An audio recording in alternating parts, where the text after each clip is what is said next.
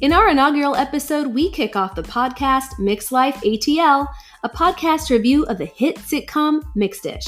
We'll talk about our lives as they relate to main character Rainbow Johnson and start to introduce her hilarious family members.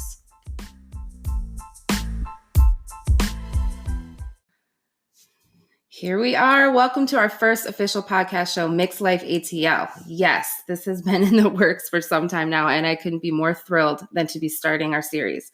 So let's introduce ourselves. I'm Shannon, a wife, mother, producer, creative, activist, and biracial Black woman, and I'm also very passionate about storytelling.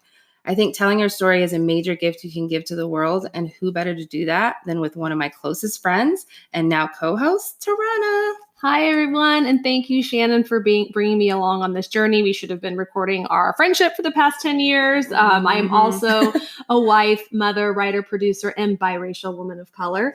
Shannon and I met while producing television, as I said, about a decade ago.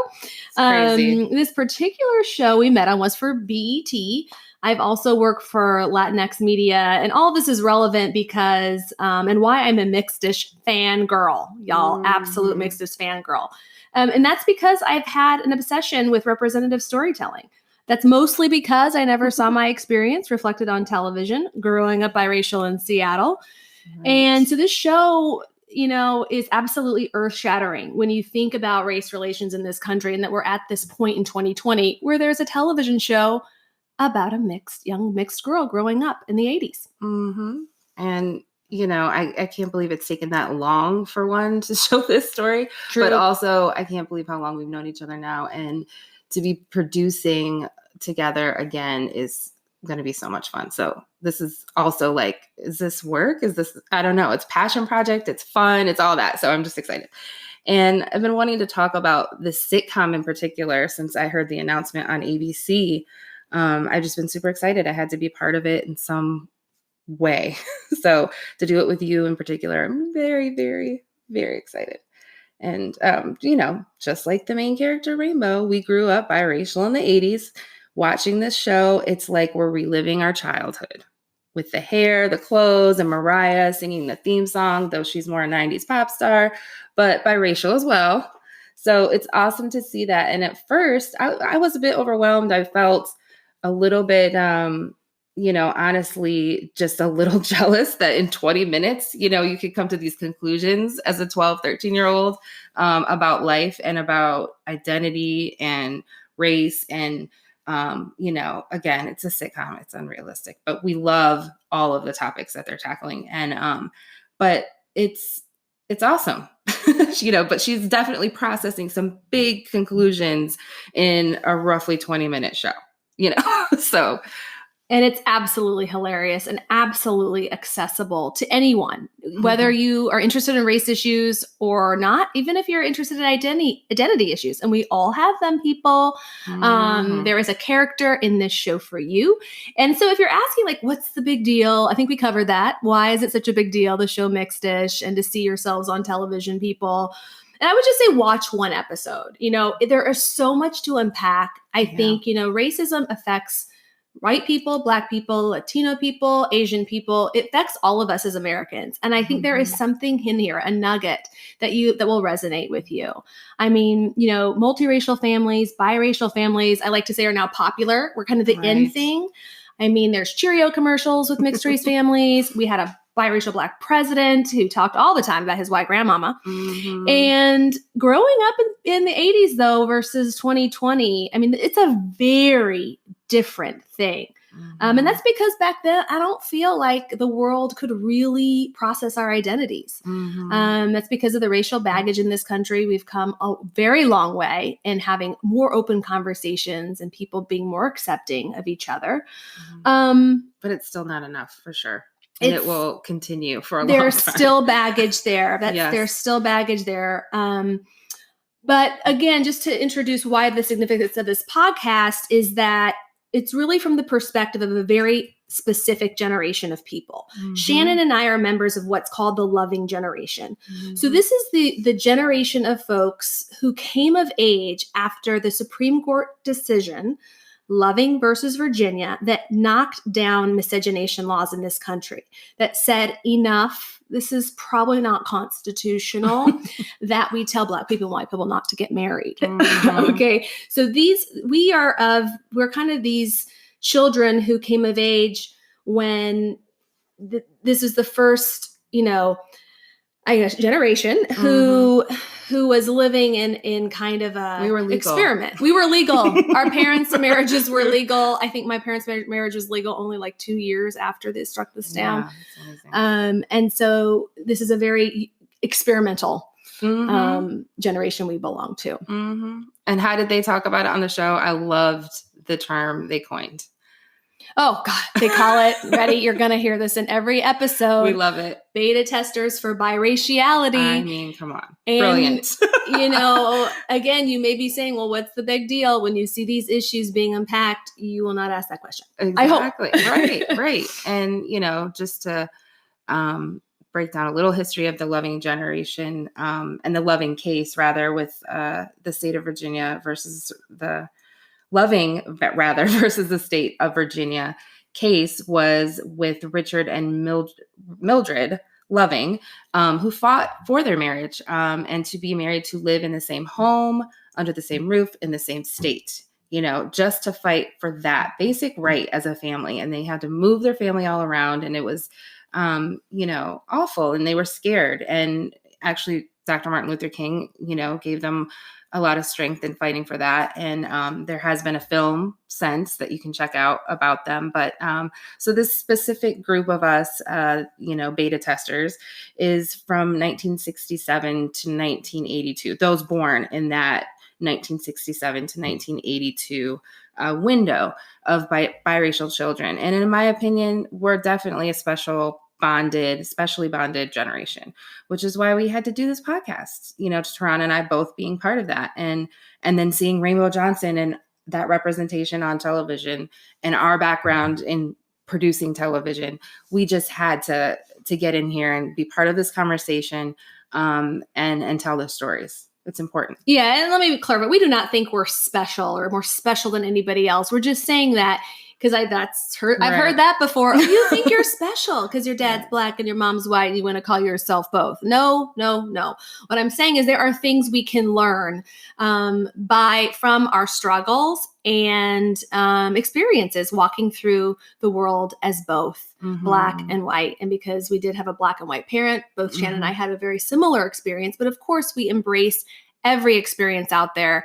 if you are biracial or multiracial. And we want to hear from you. We'll be inviting you to talk about your particular experience. But that when we say special, I just want to be really clear that that's what we're talking about here. Yeah. And I definitely didn't intend that we are. No. I just, but some people would. Some people would. So I just had to back that up a little bit. And there's so much in between, like the spectrum of, okay, so you're biracial. Oh, so you're just Black. Or the extreme where you don't want to claim it at all. I mean, there's a lot in there. And, just with Bo and her family in this episode, they're hearing the term mixed for the first time. So this episode, the first episode in Mixed-ish, is called Becoming Bo.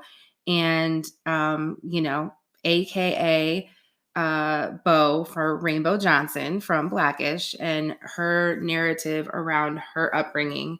And so we find her and her siblings like hearing this term for the first time, this peculiar label, mixed, and it begins with the cast of Blackish kind of, of course, Dre, like teasing Bo again about her background and about not really, knowing Black culture much, but, she's also was raised on a commune for the first, 12, 13 years of her life.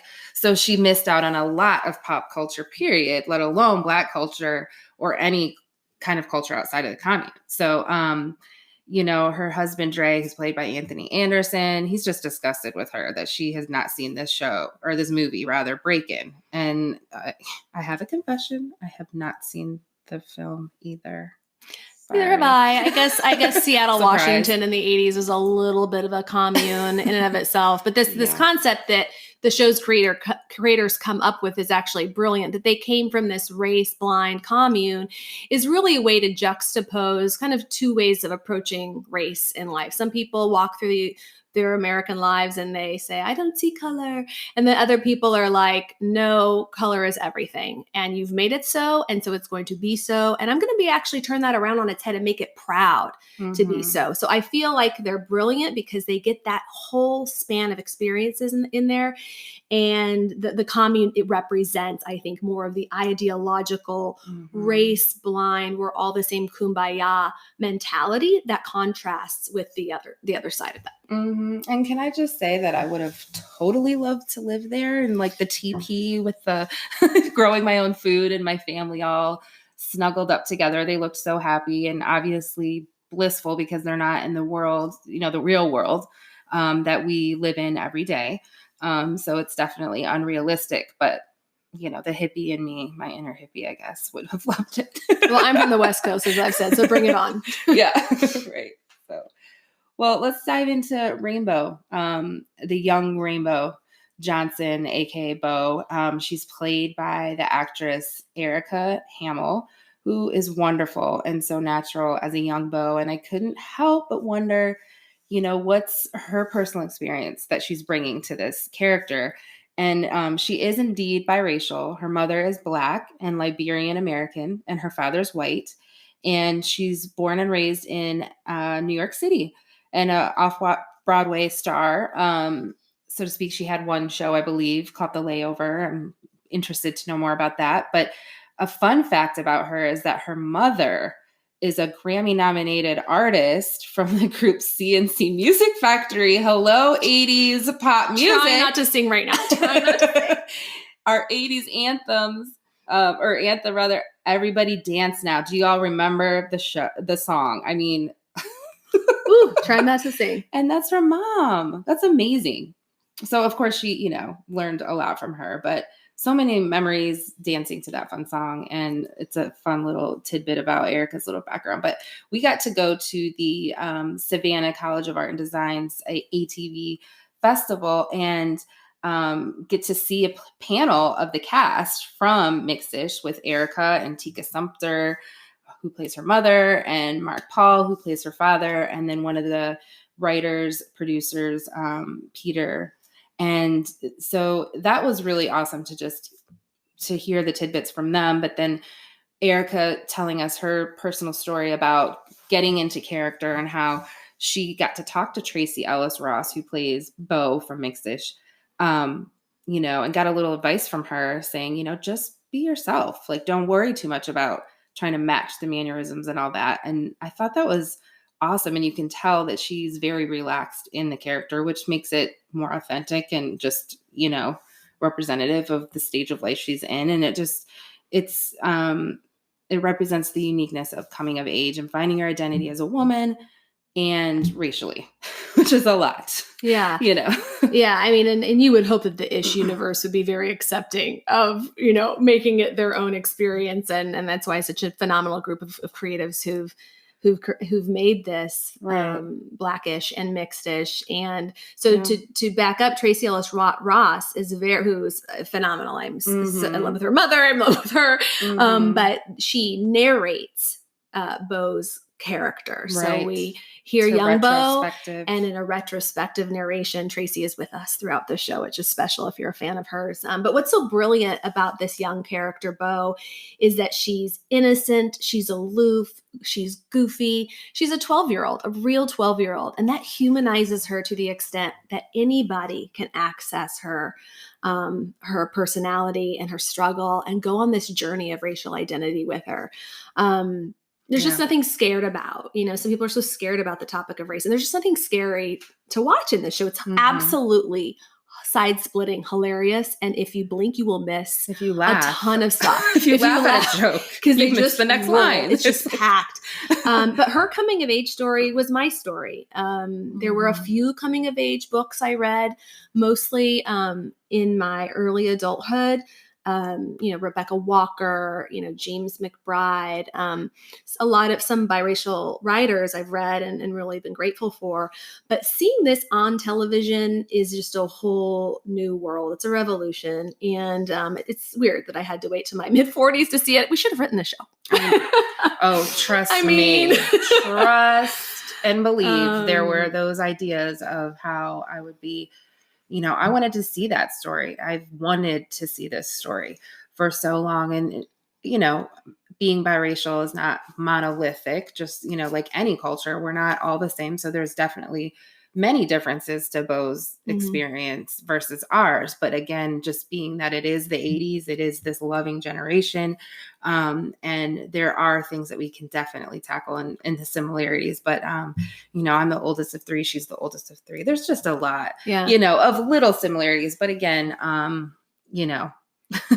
just it's nice to not just be telling the tragic mulatto story. That's why I'm so proud. I should have been more clear. Like, that's why I'm so proud of her. She's so strong. It doesn't mean that she doesn't fall down, that she's not sad, but she is not tragic. She is not the tragic mulatto. That is really the only representation of mixed race, identity. That a lot of what we've seen over the years, Imitation of Life is that classic movie that everybody kind of goes to.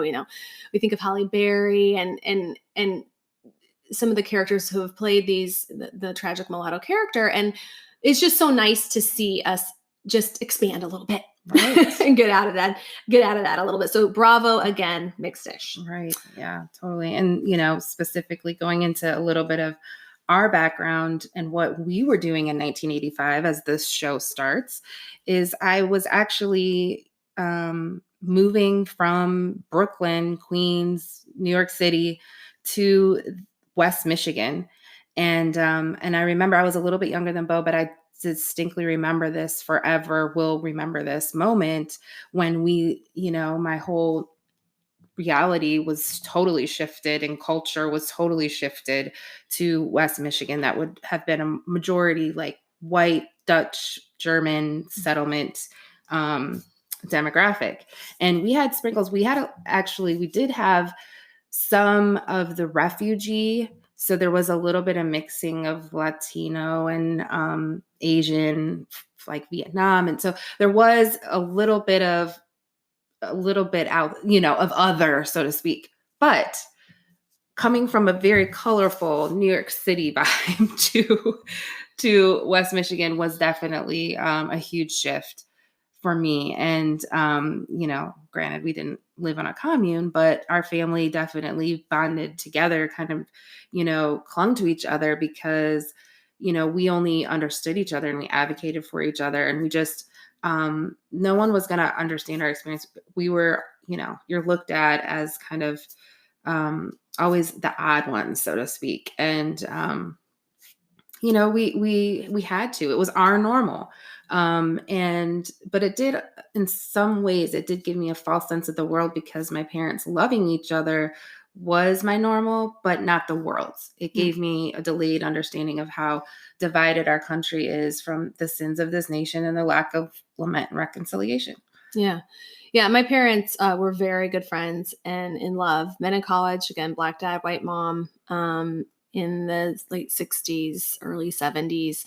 And I think that's one thing I identify with Beau. She had a very strong family structure. And though my parents eventually divorced, I guess we can talk later about whether I think that was race related. I don't necessarily think so. But the pressures were really there on their marriage, I can say, because of race. That was a refuge. And also just finding, so, even though I had racism on my mother's side of the family, the white side, definitely, my family event was very accepting of me. And I had a lot of confidence because they made me resilient in telling me you have the best of both worlds. And then, of course, I lived in Seattle. It was a little easier to say that than the South, probably in the 80s. Bellevue, Washington was a lot different than Atlanta, Georgia in 1985, I'm sure.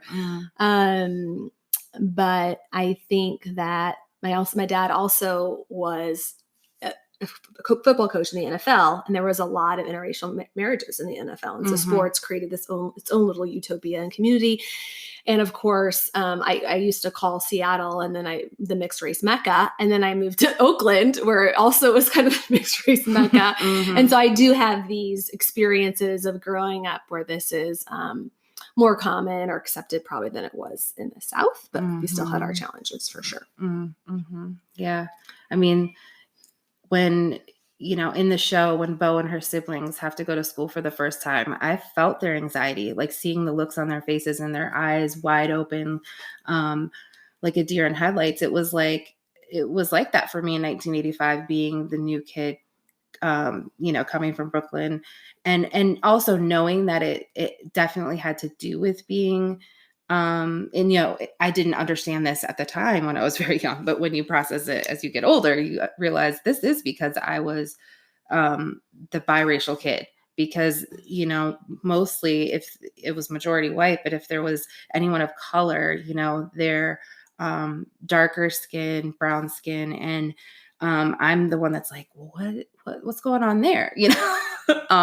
And for the kids to hear, and, the term, for Bo and her siblings to be hearing the term mixed for the first time, and being asked what is mixed, that's a whole moment and experience in itself. And so I guess I want to talk more about how, we learned as kids that we were quote unquote mixed race, and how we dealt with, the questions of, are you mixed and what are you? And, I know my dad, for one, didn't like that term. He wanted us to be called biracial. He really felt like that's describing a dog, like breed, mixed bred dog or something, so, but yes, my parents also said best of both worlds, but, the racial construct, it's there, the pressure is there. And so when you're just talking about mixed, it was interesting. And there was a lot of questions for me growing up. I had a ton, but I think my parents were still trying to figure it out too, Yeah. So yeah, even though our parents tried to give us a very loving, supportive environment and just say, you are both, like, the reality is, and they tackle this in the show, is that our parents we faced, racism from both sides, perhaps, as they say later. We'll tackle that later in the show, but Mixedness addresses that. And so we kind of probably got racism from Black people and white people. Not to say our parents didn't. Black people and white people could equally discriminate against a mixed race family. But we had a unique experience from our parents that they certainly couldn't understand all the time. And, more than being asked if I was mixed, I was asked, what are you? Which to me, I found totally offensive. Excuse me. Even as a kid, I remember looking at people going, how asinine, like how immature does that sound, that collectively as a country, you are handicapped. The country is handicapped collectively. You cannot process me being two races because of these binary notions of race that are rooted in slavery. I've written a lot about this because I just think it's so peculiar and probably uniquely American that because of the one drop rule that was racist. It was basically black, like black blood was so potent that if you had just one drop, you are all the way black. Like, how are you going to use that, Black people or white people, to make assumptions about my race and how I like to identify? So, and I understand the empowerment piece of Black culture and saying, let's take that power back, yes. And saying, like, let's just, but there's, again, we're talking about the in-between of that. I think I was just talking with a neighbor about it, a lot of people know mixed race people, and to just sweep it all and say, well, you're Black. The experience that we had is not the Black experience, again, we're not monolithic and it's vast, but part of that Black experience is this mixed race, biracial experience that we do not talk about. And,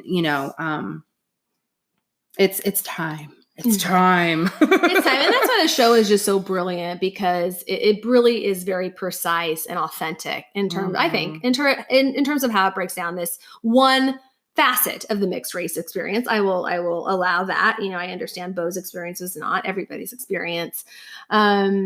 And it doesn't skip over any of the discomfort. They actually break things down in the show with animation and graphics, which I think is hilarious because we do need to get back to ABCs here a lot and go back to the drawing board and understand why we believe some of the things we believe. And also to laugh, to keep from crying, right? Like, I love that they bring that humor into this because it's definitely very serious for me to be discussing it. I mean, it needs to have been discussed for a long time. There's lots of things that our country just has not addressed a lot of issues, obviously. This being one that's just at the forefront of me because it's my it is not funny. It is not funny, but just hear this from someone who has spent 40 years living this experience and being challenged every day, almost. I mean, there would be an experience every day where someone was like, "You're what? You can't be both." And so that develops over the years, a real strong conviction. I've done a little research and, not on my life, but just on why historically we think like this as a society. Yeah. So you should talk about, so you identify as a biracial, woman of color, right? And there's a reason for that. That was an evolution. There's a reason for that. I identify as biracial because I grew up two races. I had a Black mom, a white dad, and very much both experiences. And so to call myself one, which of course would just be Black, because I would not call myself white. You're right, because I look like a woman of color. I have been people mistake me for Latina, which I'm very proud to be considered to look like a Latina. I think Latinas are beautiful. So I also happen to speak Spanish fluently. So that is very normal. So I identify very much with my sister Latinas, but I am not Latina. I've been mistaken as so many different things that I kind of take on the woman of color label because I have solidarity with all women of color. And I'm that's awesome. Yeah, that's really I call myself that, as opposed to biracial Black woman. I have no problem. I also consider myself a Black woman. Most of my sister girlfriends are Black, but it's just woman of color. It just feels right for me. And I've taken on the title of biracial Black woman. I just, again, this is personal, when you're deciding what you are racially identifying with, if anything at all, it's a social construct we're forced into a bit, but, it's definitely personal and it's complex. I really have felt, like you said, no one's going to look at me as a white woman. But they barely do look at me as a Black, just Black woman either. But my heritage, my family, I just identify with the umbrella of Black when you understand the African diaspora and just how diverse we are as a people, as Black people of African descent. It's just, it's there's a lot to unpack there. So with me and my family and, my Black husband, my Black kids who have biracial heritage, and unpacking that with them, it's kind of an advocacy, a justice piece for me, to say that. Now, when we're in the 2020 census, I'm sitting there writing everything out, and it's interesting, how we break that down. Like, I don't know if you filled your census out, and I wasn't even intending to talk about this, but, and I know we're going to talk about some of that later, but, I sat there because this has changed like in the last 20 years, the last 3 census forms we filled out, we didn't even get the option, 30 years ago to put anything biracial or just break that down. Right. So, I'm, my kids are Black, but I'm putting their ethnicities in there and I'm just putting the real deal. Like, they do have English ethnicity and they do have Nigerian ethnicity and they have the Trinidad and they, let's just understand, like, Black is a lot. And there's a lot of people who have definitely gone through life not claiming it at all and hiding it. And for me, I just have just chosen, again, it's a personal thing, but I'm a proud Black woman that's biracial. Identity. And it's the experience. It's also tied into the experience for me because looking at my white mother with her freckles and her blonde hair and her blue eyes, and she can barely sit in the sun. And this was my experience growing up. I'm just saying, like, I didn't have a Black mom. So I'm looking at her and this is my experience. This is part of who I am. This is part of why I can burn in the sun, at times. So it's like, it's an experience and our family went through it. And that is part of that identity piece to me too. Yeah. Identity is so personal. I mean, it is so personal. And so I think that's why we have to start learning about each other and listening more. I felt rejected every time I filled out a form because it said Black, white, other, as if other were some kind of you just must be a reject. So again, like Rainbow Johnson, a resilient kid who figured it out, I guess eventually I came to the point where I figured out what would work for me, which is to make my own box. To the point where in 1993, I went to Girls State in Washington and I put on I think our big issue was changing the census in all forms, all local forms to make sure this was on my mind, I was a junior in high school then, but by that time I was like, enough of these forms. And then the census changed. And then we got so much. Then we got, no. We didn't submit that to anybody. That was a total, we were playing around and it was all pretend. But I can't remember when the census changed. Was it 2000 census? It was, yes. So that was 6 years before. I remember that being. That was 7 years before the 2000 census changed. And by the way, there was so much more that came out and really helped along, helping us deconstruct our notions of race when the 2000 census hit. And there were so many more stories. That was really before Mixed-ish. It was really the waterfall when the dam broke, so to speak, in America.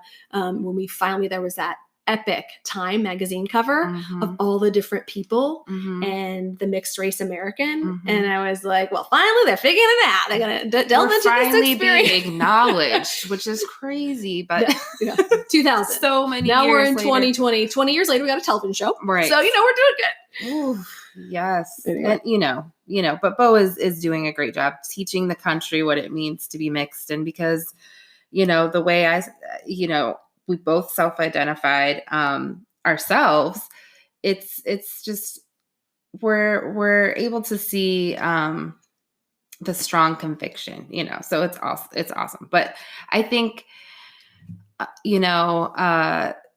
again, there's so much more work to do, but going back even to an experience I recently had when I got to go to the Equal Justice Initiative Legacy Museum, from enslavement to mass incarceration, and the National Memorial for Peace and Justice that's in Montgomery. I think this is a place every American should go and take a pilgrimage for sure. We need to understand this history to understand each other. And just when you think you know it all, you don't. There's so many more stories and information to be told out there. So it's very important. And I appreciated at one point that they highlighted, the fact that many people were lynched because of this. That's how significant.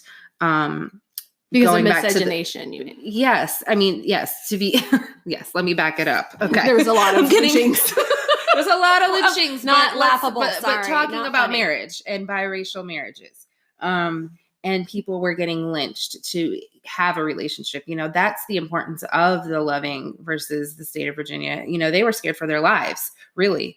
So, when there's policy written, which they highlighted at this museum, I had to note it. And I just wanted to read, some of the policy from two states, Louisiana and Nebraska. And so the first one was from the 1942 Louisiana Criminal Code, Article 740, miscegenation, which is a disgusting word, defined as the interbreeding of people considered to be different racial types. Now, interbreeding, y'all, I mean, we're talking about cats and dogs. What's up? So miscegenation is written in this code as the marriage or cohabitation that states miscegenation is marriage cohabitation with knowledge of their differences in race between a person of Caucasian race and a person of the Negro or color race.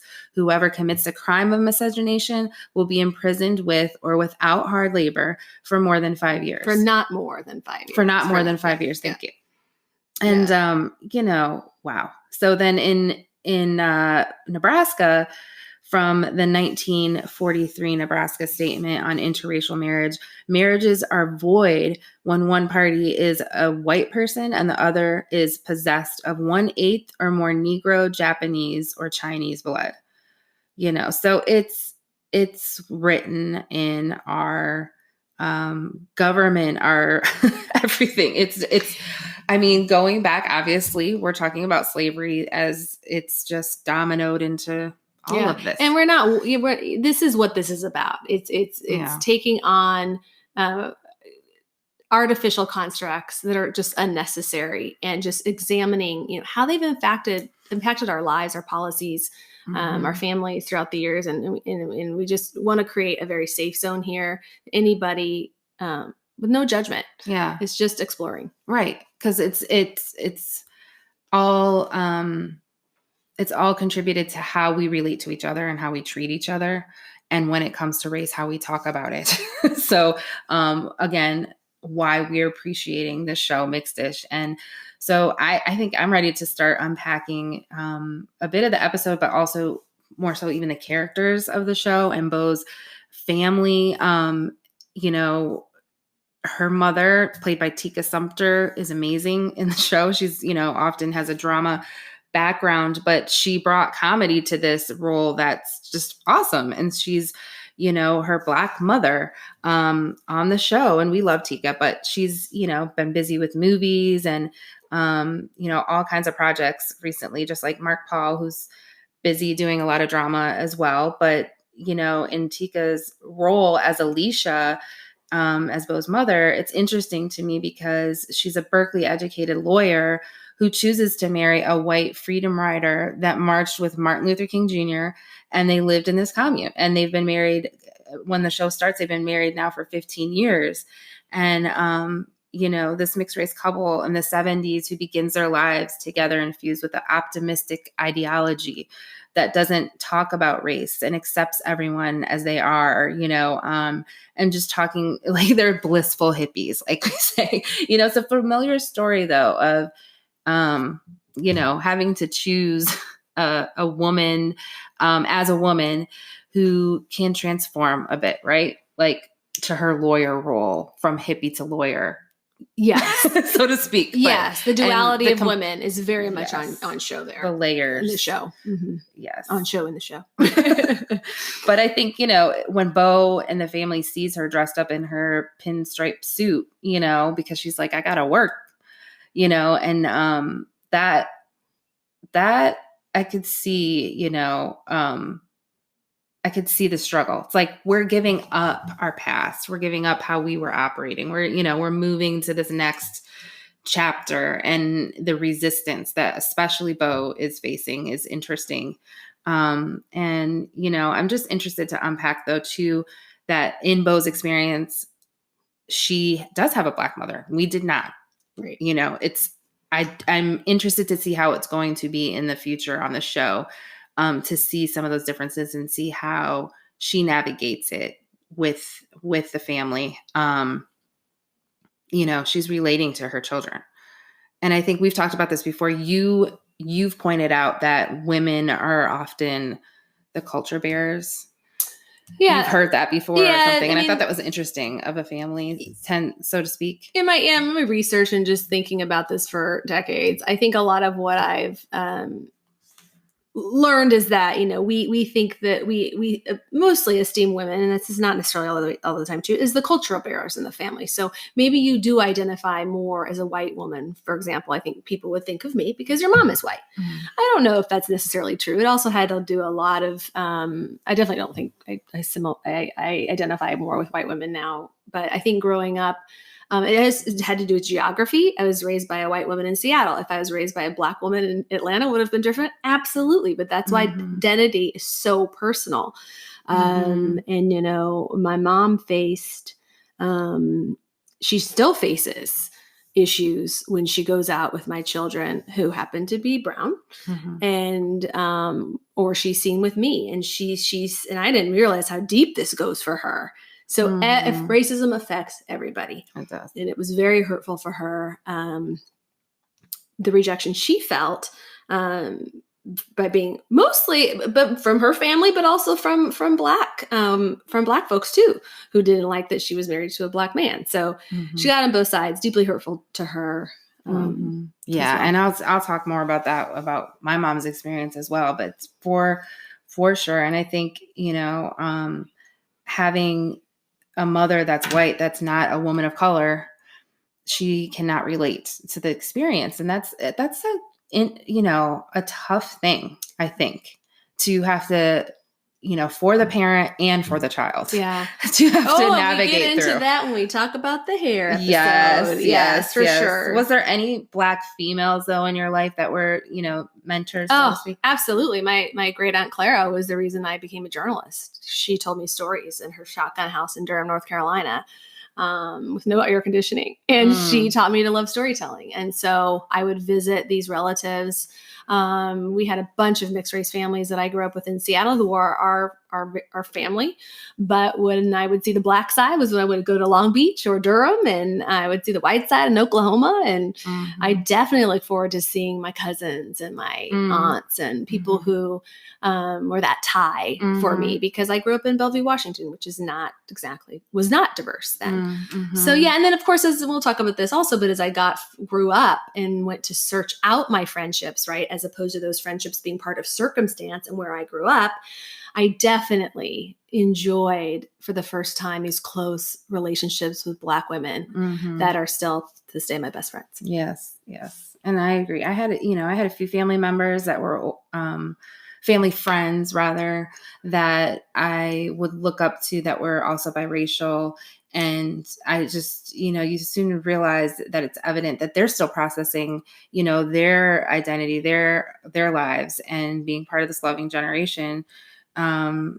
We're kind of we were making it up as we went along, so it was sad to think that we could only base the biracial experience before us on mulattoes who were a result of slaves being raped by their white master. It's sad. And so we were living a completely new and different experience at this point in a time, having had parents that chose one another despite what others or even their family thought of them. And it was interesting to see if and when they tackle this part of Alicia and Paul's story on the show, both parents. But I think, we're definitely going to continue this introduction discussion about the characters in the show. It's a great place to stop for now, because we'll just have to do a part 2 for sure, because we just have a lot to talk about the characters still. And, Rainbow's dad, siblings, auntie, grandfather, hilariousness of all of them. And so revealing. Yes. And I hope you all will continue to join us for the conversation and journey, doing a deep dive into our experience as the beta testers for Biraciality. Make sure you check us out on our website, mixedlifeatl.com, or find us on social media at mixedlifeatl, and tell your friends. Peace out. Bye.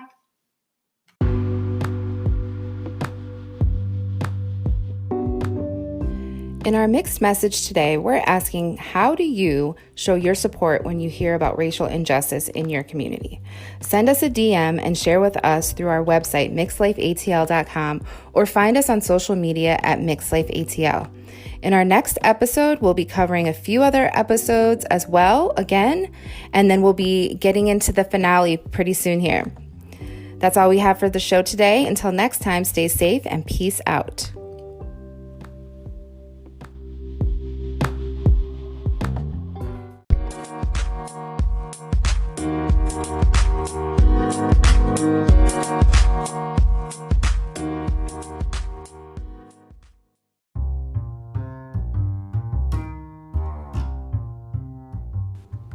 Mixed Life ATL is recorded in Atlanta, Georgia, and produced by SDB360 LLC and Capacity Media. You can hear us wherever mainstream podcasts can be found. For information on how to advertise your business on this podcast, please message us at mixedlifeatl.com.